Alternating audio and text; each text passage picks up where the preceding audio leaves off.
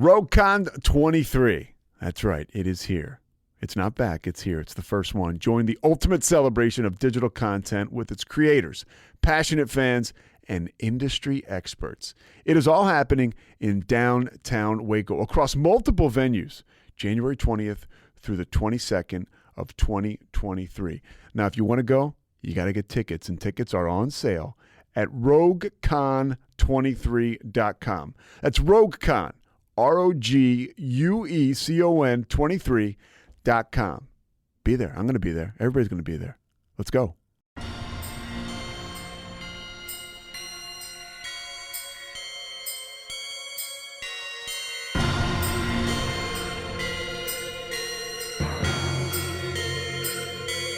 BooBaes.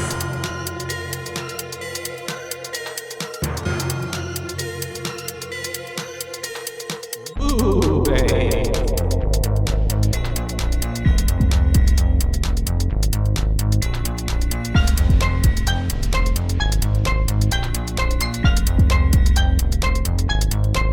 Hello. Hi, everybody.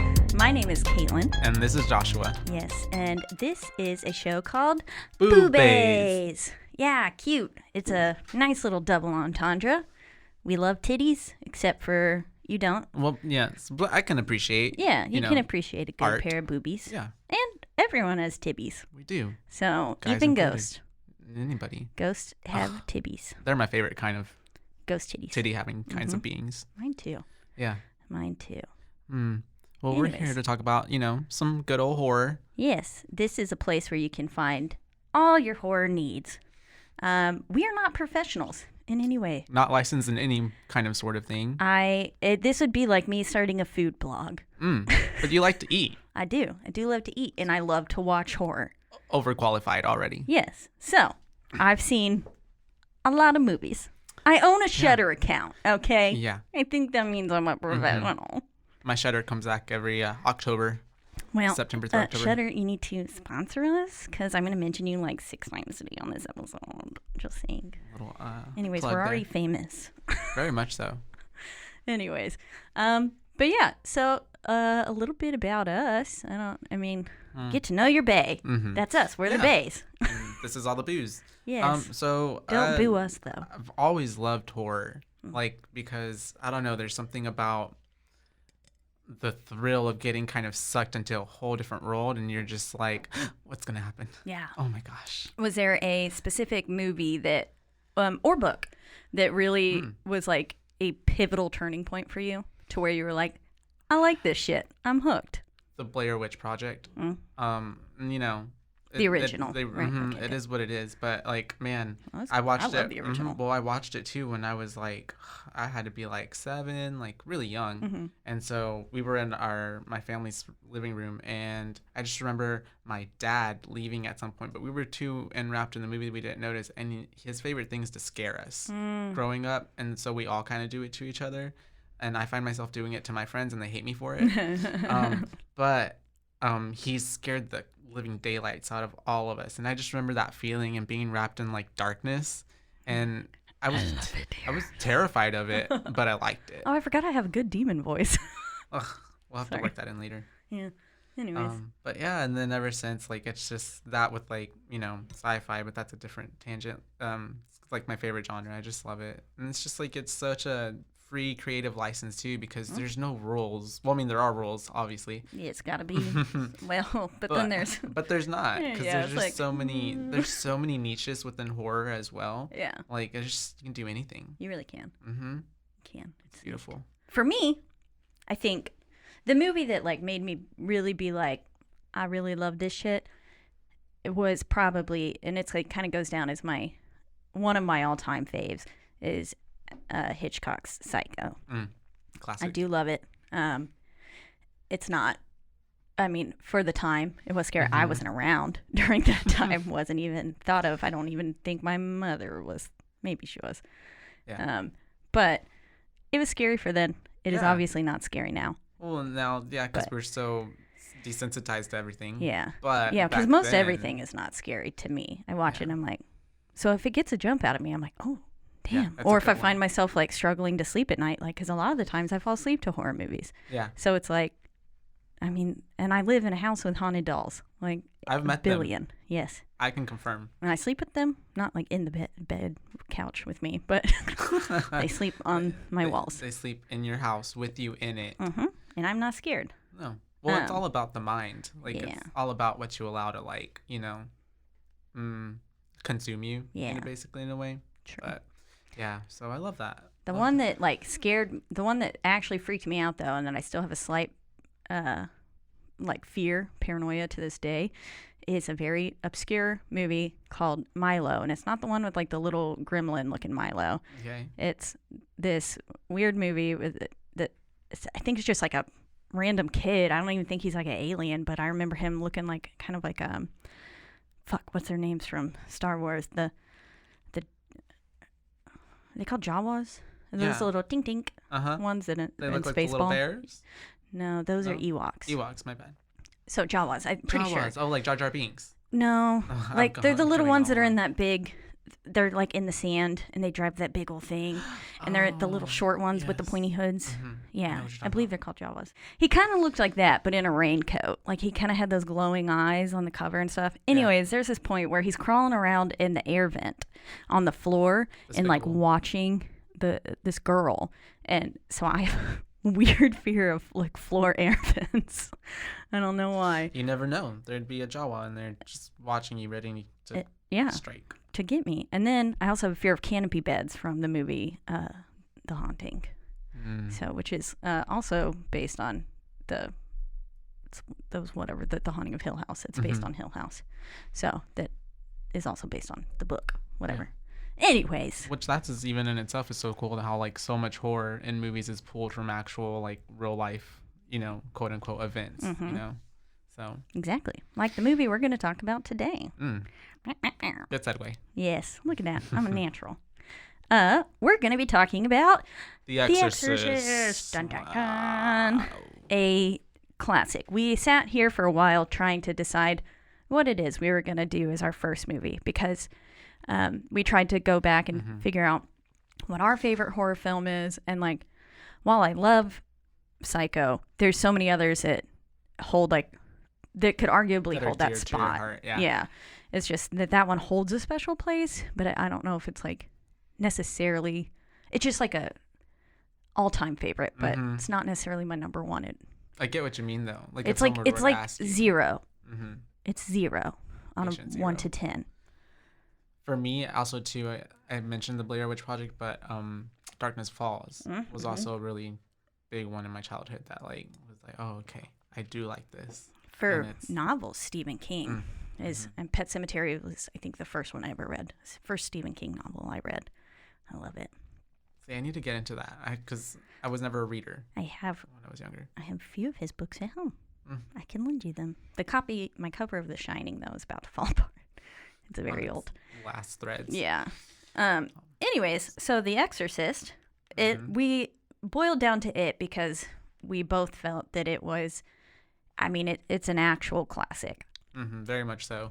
And it's actually inspired so much, too, after it. And there's so much that it, like, draws from The Exorcist. It was really the first of its kind with touching on religion in a way that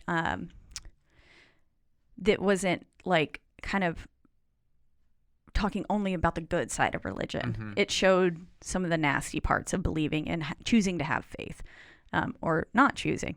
And then possibly letting in other things. It's actually a really like going through it and watching it. It's like the dialogue and the character development throughout it as well. It's just hella like, progressive. Yeah. And then, I mean, it's just wild. We watched it again last night because we figured we should get a refresher. Because it's been years for me, like at least 10 years since I've seen The Exorcist. I'd say just about the same for me. And it was like right after high school. It's because it's not on any streaming services until I found it on Showtime, but they're taking it off tomorrow. So like, we literally caught that shit. Yeah, we did. Thank God. Or someone. You're welcome, you guys. But yeah, there's so many other documentaries and stuff out there. Like I watched quite a few on Shudder. On like The Making. And stuff, just all about the movie, but of course it's actually on there, which I don't know, hopefully maybe that's why it's coming off Showtime. Maybe it's going to Shudder.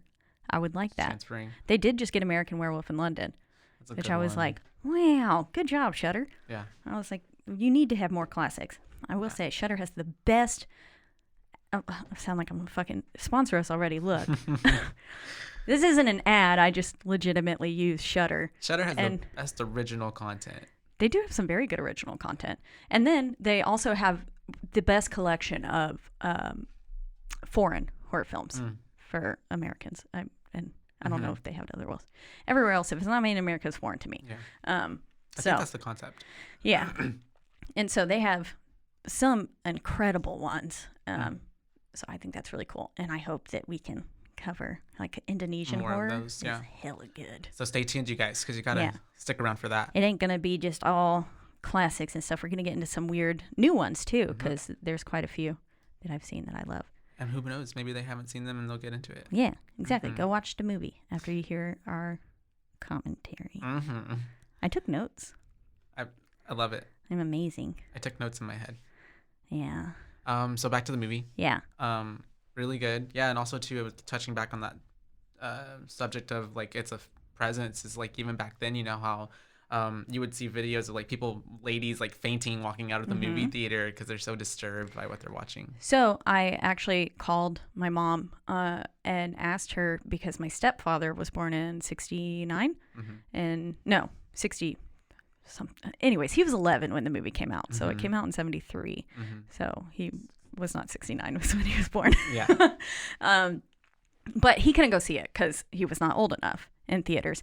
But he said his buddy Clyde, I think was his name, I don't know, went and saw it, and he had to sleep with this like 16 or 18-year-old man had to sleep with his parents for the next 3 days because he was so disturbed after leaving the theater and seeing that. And I think that is beautiful.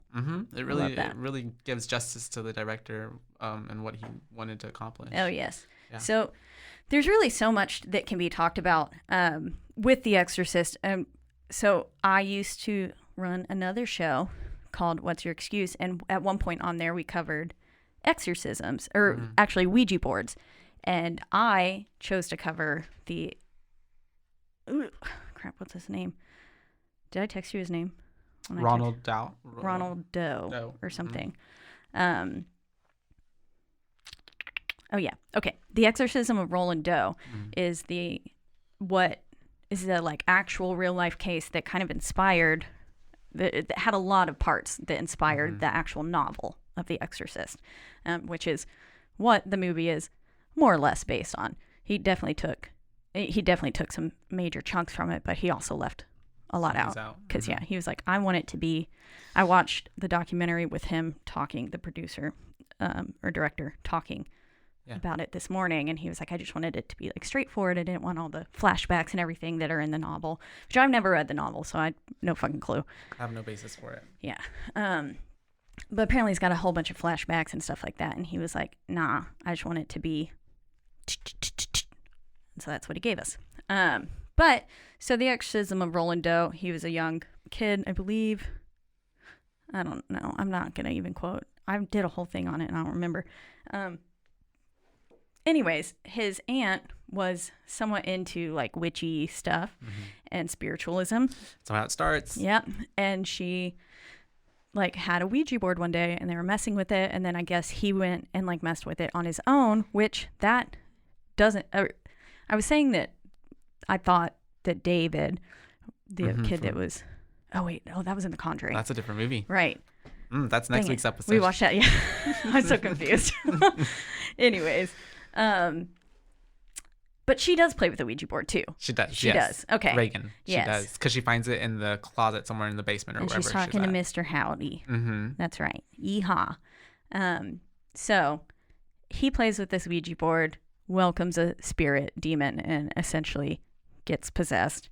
It's always a demon. It's never a friendly ghost. Nope. It's like, I am your mom. And then it's like, psych. Get in your pocket. They got you. Yeah. Yeah. And so that is kind of like exactly what happened. For his exorcism, though, 48 people were present. Just like sitting there eating fucking popcorn. I guess. Watching. Yeah, watching. Yeah.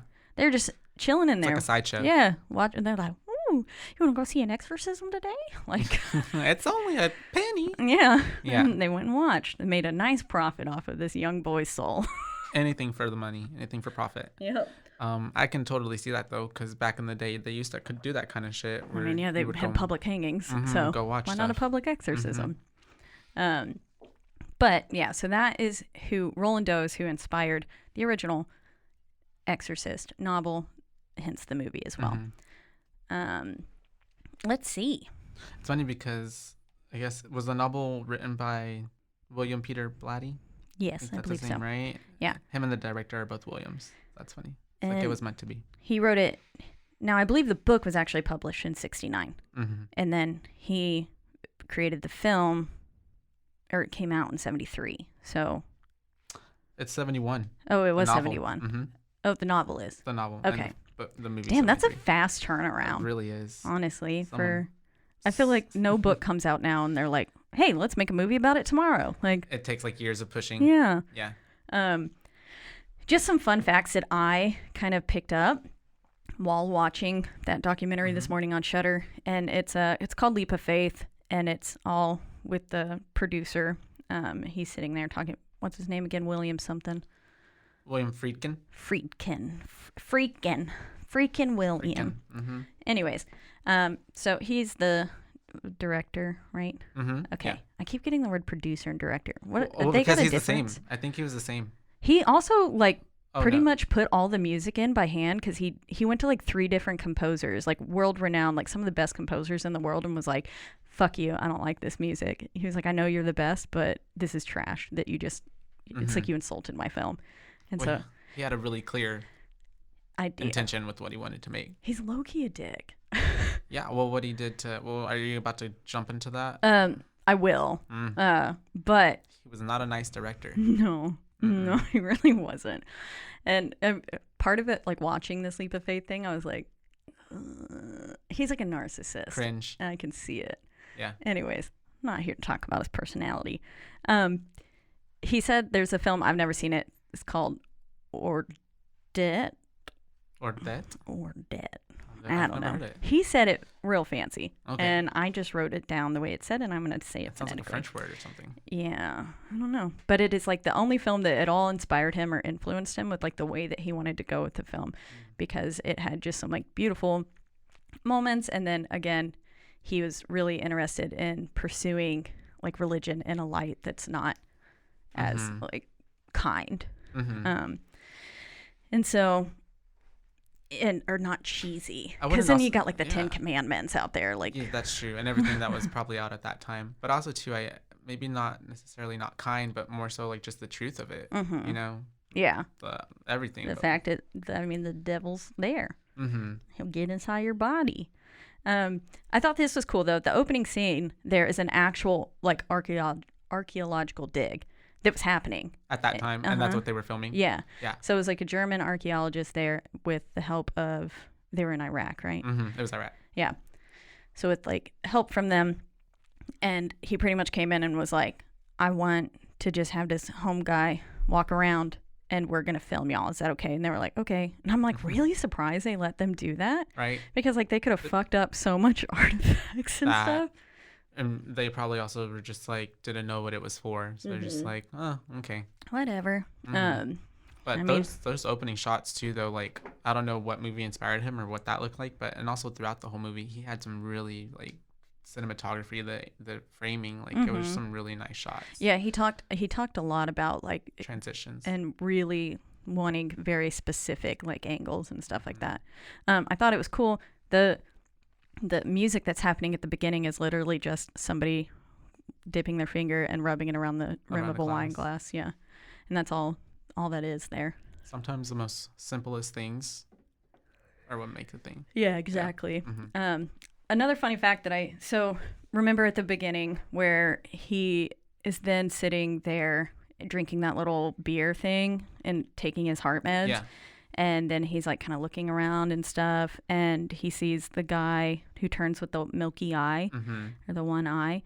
And so Demon eye. yeah, it's pretty much all of it is like kind of a premonition, but he said the only metaphor that he ever meant to put in was like the Saint Joseph medal that they find that, and then he kind of tosses it aside, and then the metaphor of it like falling. And he was like, literally the rest were accidents. He's like, people just kept on interpreting it. And he was like, I didn't mean to. He's like, that really wasn't my intention, but like, cool. Yeah, I'm glad you see it that way. Glad you found all that for me. He was like, I was just doing what felt right. I was going off of my instinct. Yeah. So I feel like pretty much he was like, I'm low-key a genius. Did it all unintentionally. And then that glad ego. y'all picked up on it. Yeah. But no, it was all really, there are a lot of moments where it's like almost foreshadowing of like what's about to happen, you know? Exactly. Very yeah, because there's so much in that. Yeah. And then he said, I mean, obviously when he goes, so the name of that demon is Pazuzu. And so he went and looked, like, obviously that is like a premonition, a very obvious one, saying like, oh shit, something bad gonna happen. Something wicked this way comes. Yes. Anyways, yeah, we can talk about how he was a little bit of a dick. Yeah. How he slapped Linda Blair, I think, right? A few times. Something I remember. I know that one scene, the masturbation scene, and when Linda Blair falls back, that the pain that's recorded on her face there was real. She fucked up her back in that fall. I don't remember if she was pushed or like if she was made to do it so many times or something. That is covered in the Cursed Films documentary, which I knew I had seen before, but I couldn't remember. And so I watched it when it first came out. Yeah. And so I don't remember exactly everything that happened there. But I do remember, the pain that happened, like after Reagan was saying, like, lick me, which that film is vulgar. Oh my gosh, yeah. There were some parts too where I was just like, ooh. Like, still, yeah. I forgot the actual dialogue. Exactly, yeah. I forgot. I was like, holy fuck, they're saying that. And I was like, this is, whoa. I think about the back in the day when it came out in 73. Yeah. Yeah, I mean, a whole fucking cross going into her vagina. Also, man, her vagina was torn to shreds. Bloody. Just, man. Ouch. I can't when imagine. She put her mom's head down there, that sent me. I was just like, wow. The audacity. Oh, poor mom. And so, yeah, and then that's exactly right after that is when she falls back. In that scene, and when she hits the ground, you can see, like, her hand automatically flies to her back, and her face, like, looks like it's audibly, like, in pain. Yeah, very much in pain. So I think he also maybe made her do it again or something afterwards. I don't know. He did punch Homeboy in the face. One of the guys, so the guy who comes and delivers the last rites to the person who fell down the stairs.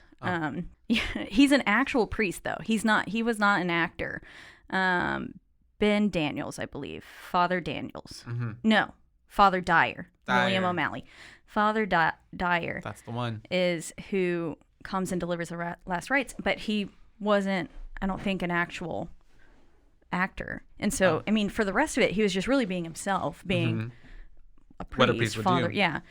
But at this point, he couldn't deliver the emotion to, like, I mean, I don't, but the body was pretty convincing looking. Like, it really was. I was like, he's there with his little fists and hands clenching it. I'm like, I feel like I could start crying looking at that. But essentially, he couldn't do it. So he asked him to stand up, like, asked, like, hey, what's going on? And he was just like, I just can't. And so then he just turns around and then punches him in the fucking face and says action. And I was like, if you ever wanted an expression out of me, that's the way to elicit it.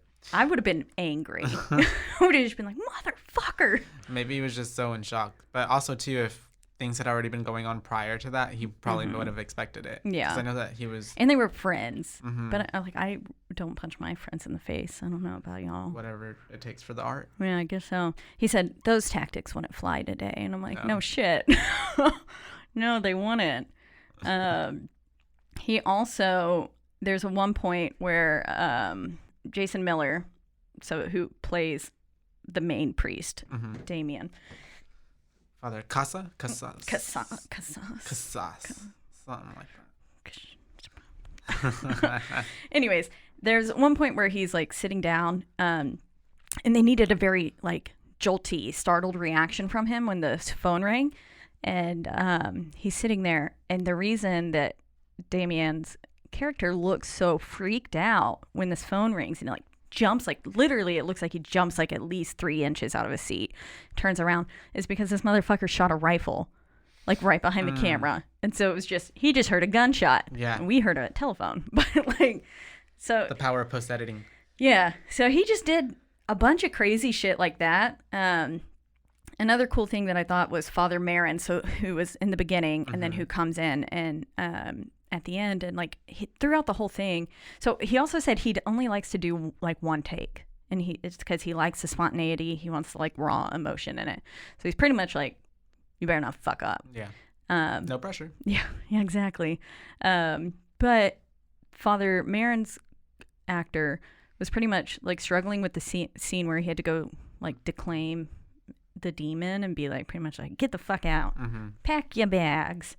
And so he was having trouble like conveying that emotion and like the actual power that needed to be behind it to be like, yo, demon, get out. Very authoritative. Yeah.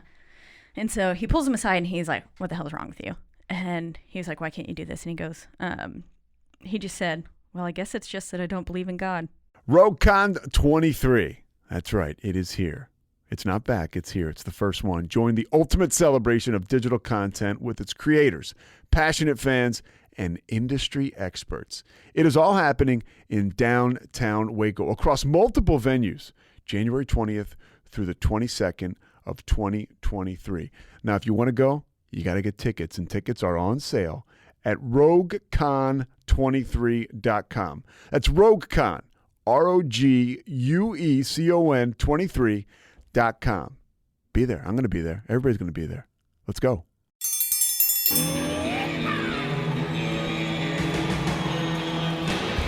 Hi, I'm Hank. You might remember me from a show called King of the Hill. Check out a King of the Hill rewatch podcast. These boys ain't rap, but they are funny. Find the podcast anywhere you get your podcasts or at roguemedianetwork.com. I tell you what.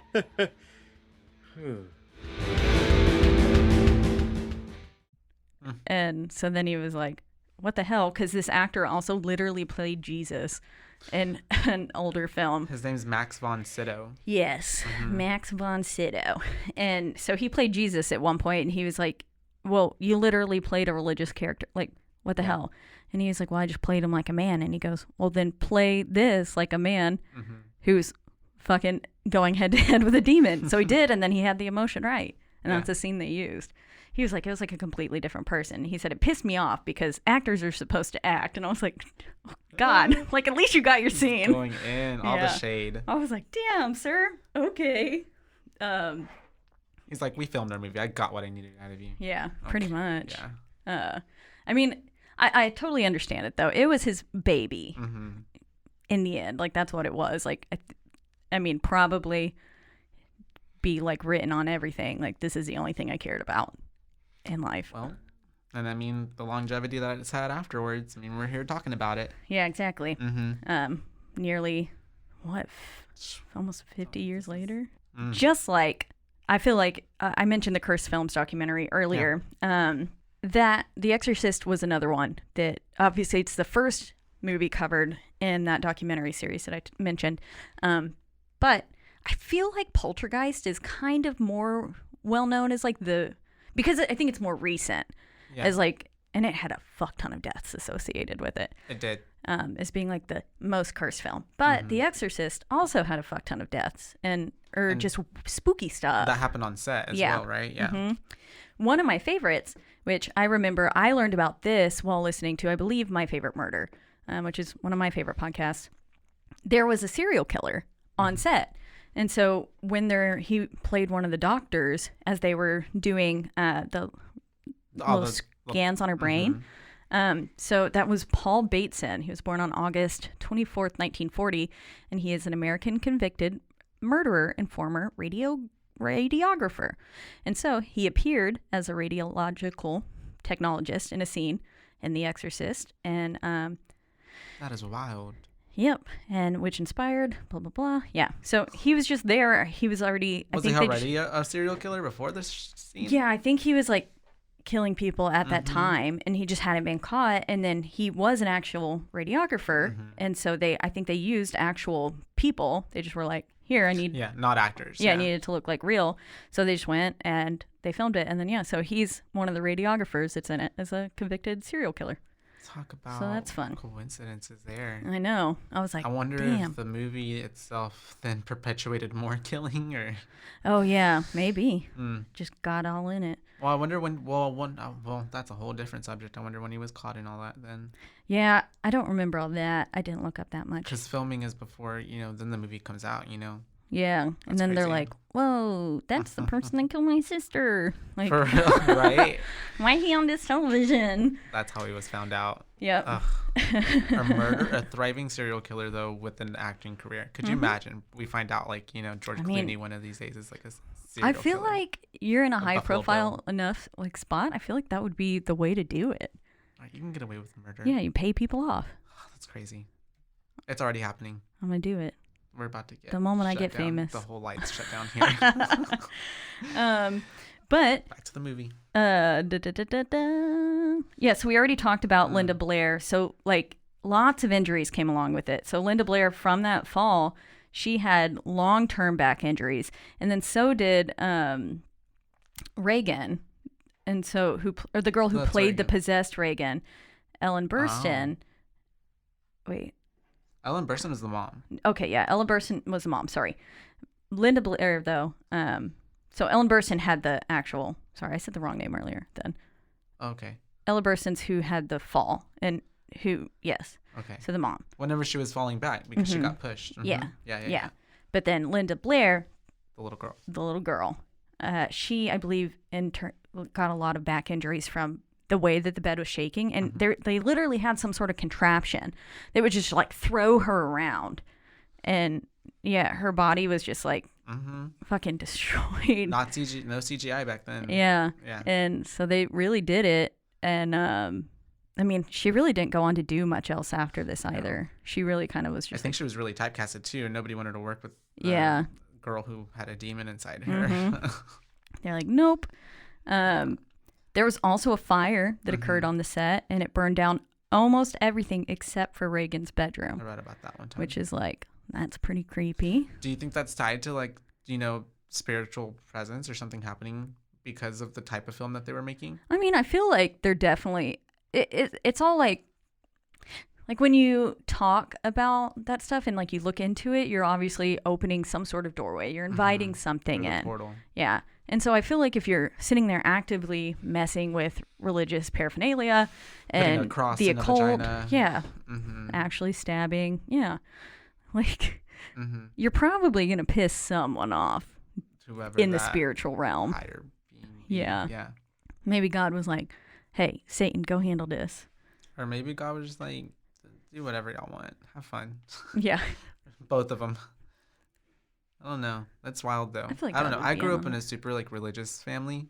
And so that's also too why I never even watched it growing up. We could watch Blair Witch Project for some reason, The Exorcist was always just no, that's too far. Yeah. We're not, So I didn't watch it till later, but yeah, I even remember watching it for the first time and feeling almost that ooh, I don't feel like I should be watching this right now. This is very goes there. Well, yeah, I mean, because now when I think back on it and now that I know what all those words mean too and stuff, when they're speaking Latin? Well, no. Just I mean, because I think when the first time I saw it, I was pretty young. Oh, okay, so I didn't understand snatch lick me or fuck me. And, I didn't really understand. And then now I was like, oh my God, she just shoved her mom's head in her vagina. Yeah.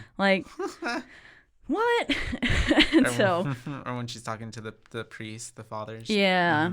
And so it's just yeesh. I don't know. I never really realized how, I mean, borderline, even watching it last night, I was like, oh God, I'm a little uncomfortable. It's pretty dark. And I was really and dark. I have probably one of the most open vocabularies out there. Yeah.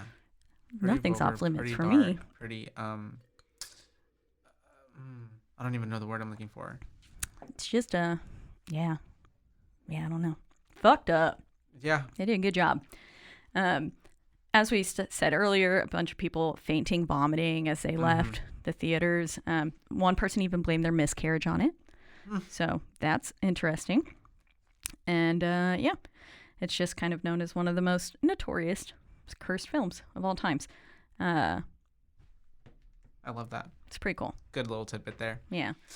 Going back to earlier when you were talking about the radiologist, I actually enjoyed that a lot because it's like, it does very show the times of like when the movie was made in society. And so she's like trying to figure out still like, I don't know, a lot of newer demon possession movies. I think there's only one that I can remember, like, I guess Insidious, where they kind of show him going through with the doctors. But everything else is like, oh, Carol Ann, there might not be something wrong with her mental health. She's got a demon in her. Yeah.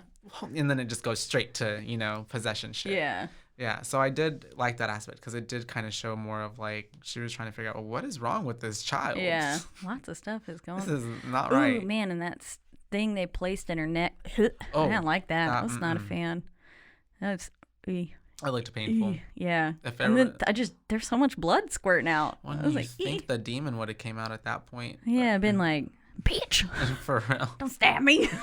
Oh, man. But I honestly don't know what that was. Like, what? Is that an IV they were sticking?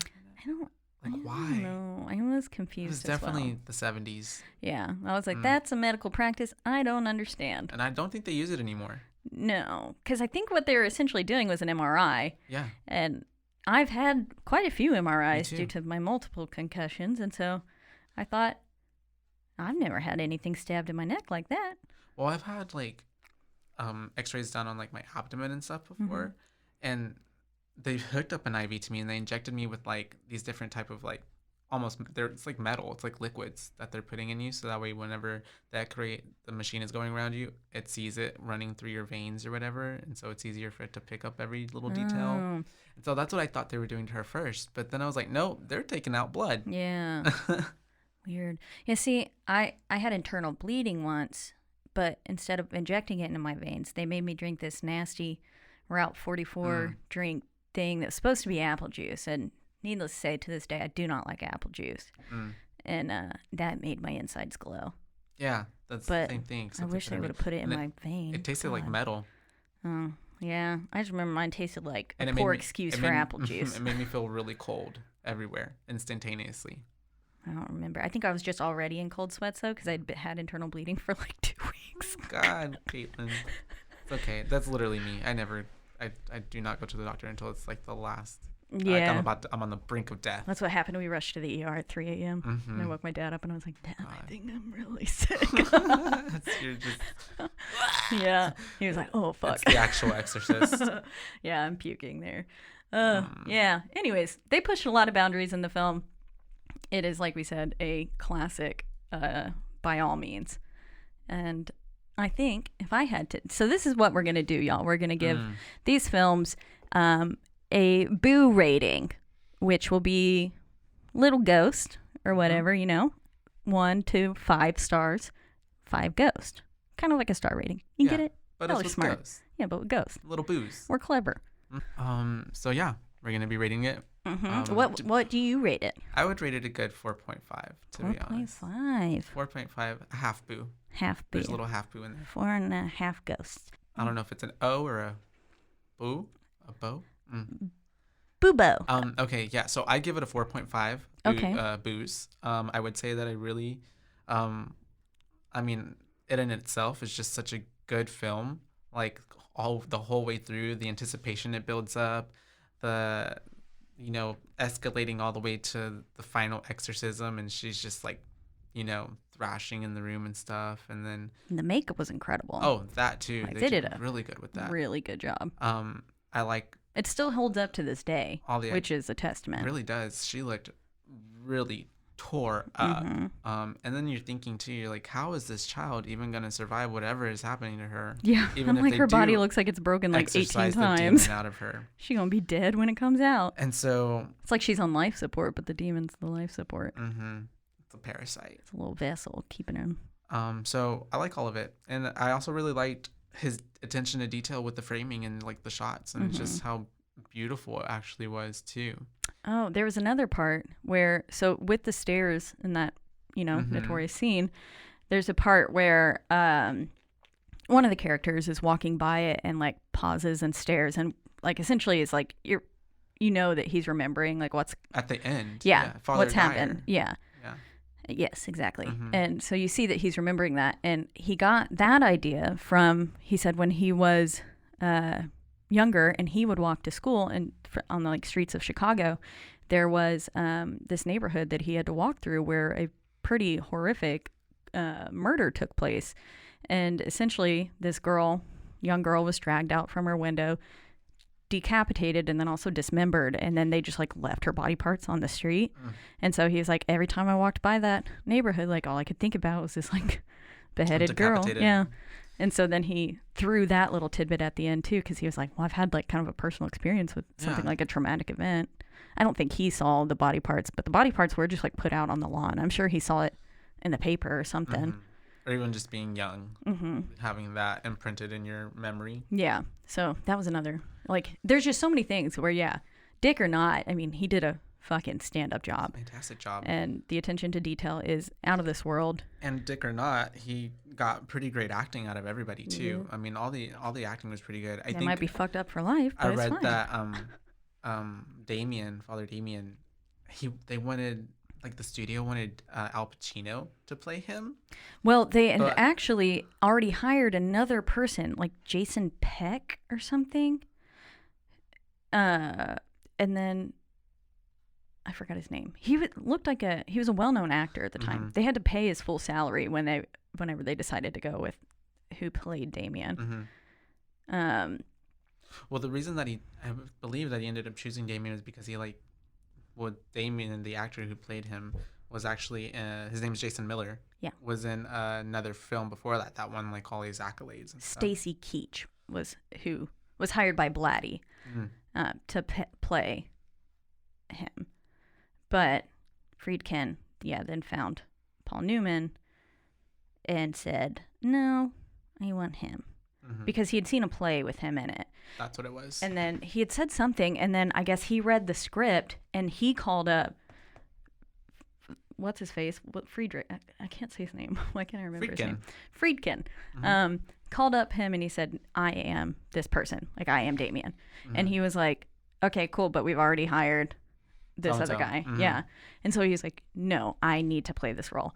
And he was like, you're literally, what? No. And then he was like, just shoot a scene with me. Let me show you. And so then he was like, okay, you can fly out here on your own dime and throw you a bone. Like, yeah. And he's like, but you already know that we've hired someone. So he did. And then he did like 3 different scenes. And then afterwards he was like, he called the people and was like, yeah, get rid of Stacy. Like, this is the guy. Yeah. He's like, I want this guy.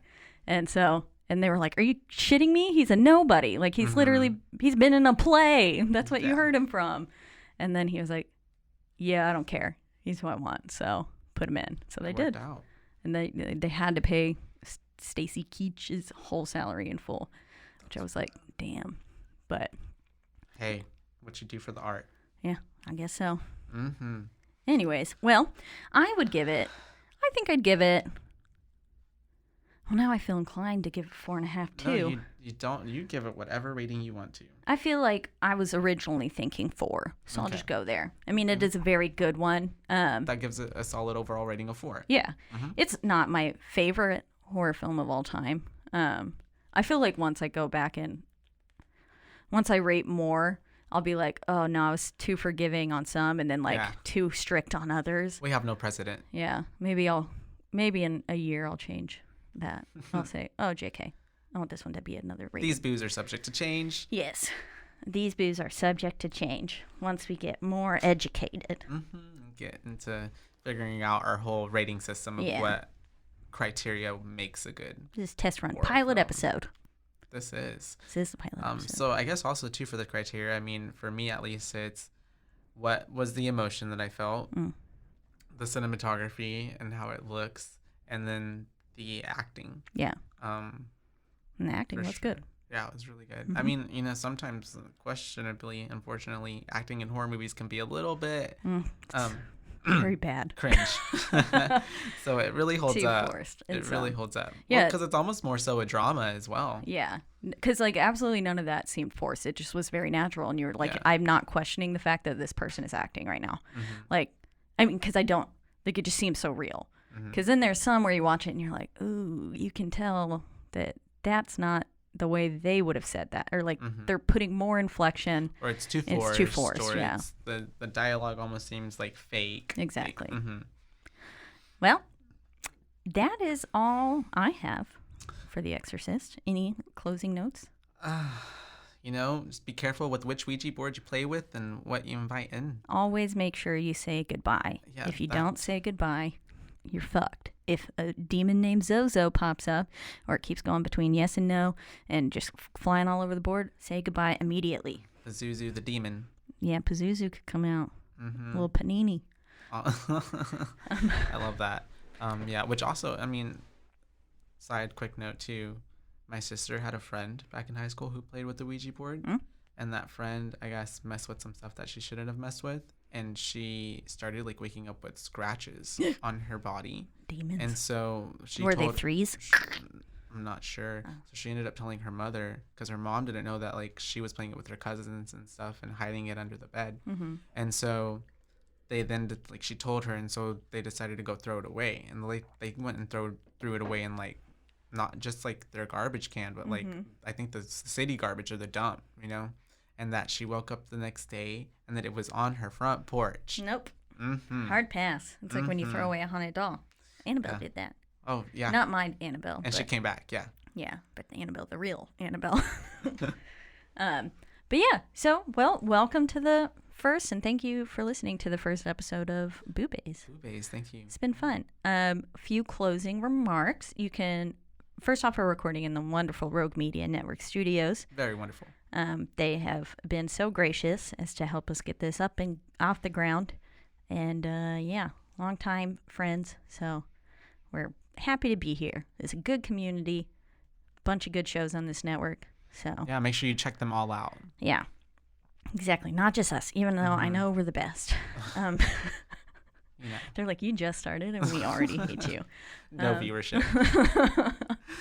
But so thank you guys so much for listening. You can find us. Really, right now, we're only on Instagram. If any more of this changes, maybe eventually we will start a Patreon and stuff like that, and get a website or something. But for now, you can find us on Instagram, and that is at BooBaes Podcast. That's right. All one word. BooBaes, and that is just like it says on our cover art. It's going to be BOOBAES, because we're baes. Both of us are sexy motherfuckers. All the way. That's right.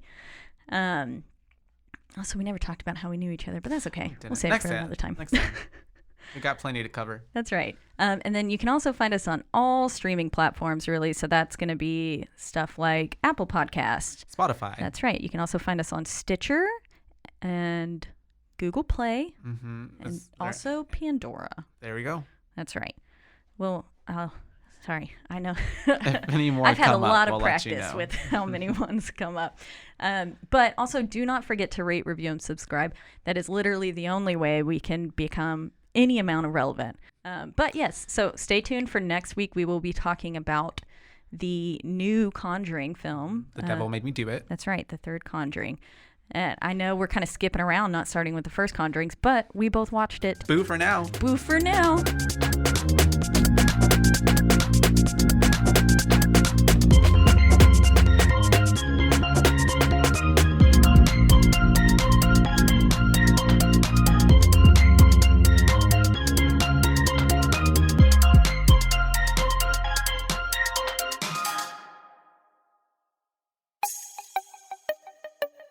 This has been a Rogue Media podcast.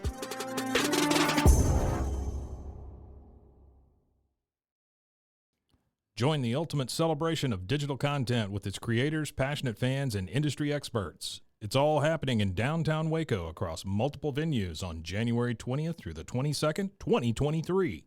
Tickets are on sale now at roguecon23.com.